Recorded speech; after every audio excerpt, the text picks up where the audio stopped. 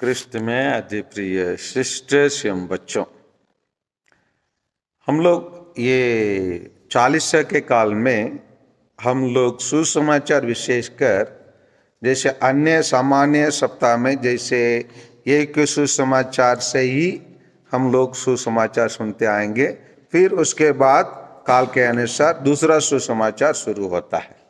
लेकिन 40 में हम लोग प्रतिदिन नया नया सुसमाचार, एक कल हम देखे थे मत्ती के सुसमाचार अध्याय 25 से, आज हम लोग मत्ती के सुसमाचार 6 से देखते हैं, क्योंकि कलीसिया चाहती है हम प्रतिदिन कैसे 40 के दिन में क्या क्या कार्य करने की आवश्यकता है, उसी को एक उदाहरण के रूप में एक सुसमाचार हमारे सामने प्रस्तुत किया गया है। आज को क्या प्रस्तुत किया गया है? आज के सुसमाचार में हमें सामने क्या प्रस्तुत किया गया है? प्रभु यीशु की प्रार्थना, प्रभु यीशु की विनती को हमारे सामने प्रस्तुत किया गया है। अगर हम देखेंगे तो ये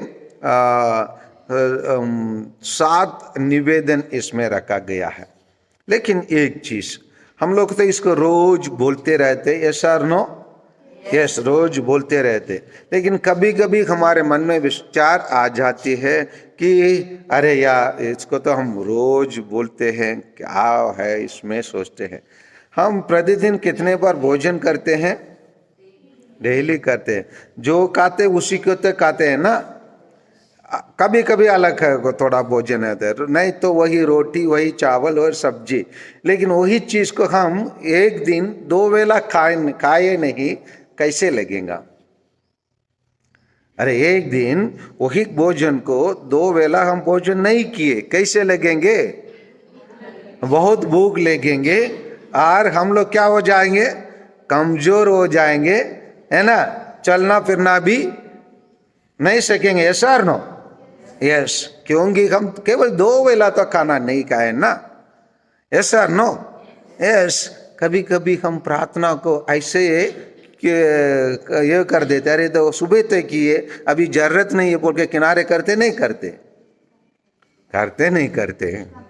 हाँ, करते हैं ना। तो खाना जब नहीं खाते हमारा शरीर कमजोर ऑटोमेटिकली होता है, नहीं होता है? होता है। उसी प्रकार जब हम प्रार्थना नहीं करते, हम आध्यात्मिक रूप में क्या हो जाएंगे? कमजोर हो जाएंगे। इसी चीज को हम नहीं समझते, केवल भोजन के लिए ही हम समझ लेते, गाली भी देते हैं। मम्मी को बारे में पापा को शिकायत कर देते, पापा आप नहीं तो मम्मी मेरे को 2 वेला खाना नहीं खिलाया। कभी आप लोग मम्मी के कभी से पापा को शिकायत किए कि प्रार्थना मेरे को 2 बार करने नहीं दिया बोल के? अच्छा रहा, हम खेलने के लिए चले गए। आज प्रार्थना नहीं हुआ, हम कहाँ चले गए?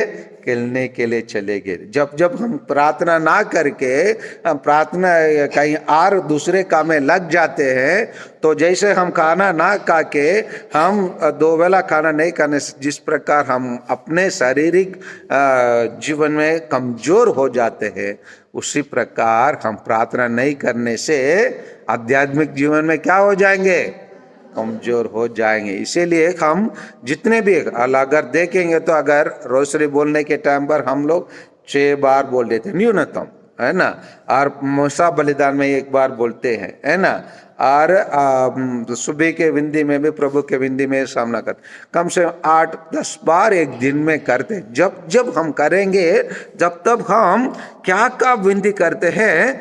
हम ईश्वर की इच्छा जैसे कहां पर है? स्वर्ग में है, पृथ्वी, वैसे भी कहां पर हो जाए? पृथ्वी पर हो जाने के लिए। वास्तव में इसी प्रार्थना का हम दिल से मन से कहेंगे, दुनिया में जो भी चीज होगा वो उससे डरने की हमका कोई बात नहीं है। या इसीलिए हम लोग आज का ये पाठ में हम लोग क्या पढ़ के वो अनुवाक्य क्या रहा? ईश्वर हर प्रकार के विपत्ति में उनकी रक्षा करता है। किनकी? जो ईश्वर के नाम पुकारते हैं, ईश्वर की इच्छा होने के लिए प्रार्थना करते हैं। इसीलिए प्रभु यीशु मत्ती के सुसमाचार अध्याय 26-29 में प्रभु यीशु भी अपने जीवन में केवल किसकी इच्छा पूरा करने के लिए तात्पर रहे हैं, उसी को हम देख सकते हैं। पढ़िए चैप्टर 26 वर्स 29।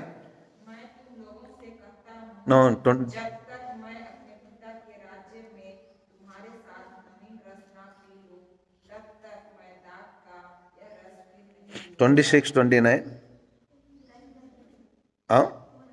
हाँ उसमें ये इसमें देखिए गत्सेमनी में प्रभु यीशु क्या प्रार्थना करते हैं, मैं आपकी इच्छा पूरा मेरी इच्छा नहीं, किसकी इच्छा? आपकी इच्छा पूरा करने प्रभु यीशु यही प्रार्थना करते हैं गत्सेमनी में, प्रभु फिर भी मेरा इच्छा नहीं है, किसकी इच्छा पूरा हो जाए? आपकी इच्छा पूरा हो जाए बोल के प्रभु यीशु प्रार्थना करते हैं, क्योंकि प्रभु यीशु स्वयं किसकी इच्छा पूरा करने के लिए आए थे? केवल यीशु की इच्छा पूरा करने के लिए आए थे। आइए हम लोग भी इसी प्रभु यीशु की इच्छा, पिता ईश्वर की इच्छा पूरा होने के लिए हम निरंतर प्रार्थना करते रहें। जब जब हम प्रार्थना नहीं करेंगे हम आध्यात्मिक रूप से हम कमजोर होंगे, इसलिए हम इसी प्रार्थना के दौरान में हम कभी क्या कंजूसाई ना करें, पीछे ना हटे और इसी को अर्थहीन ना समझे।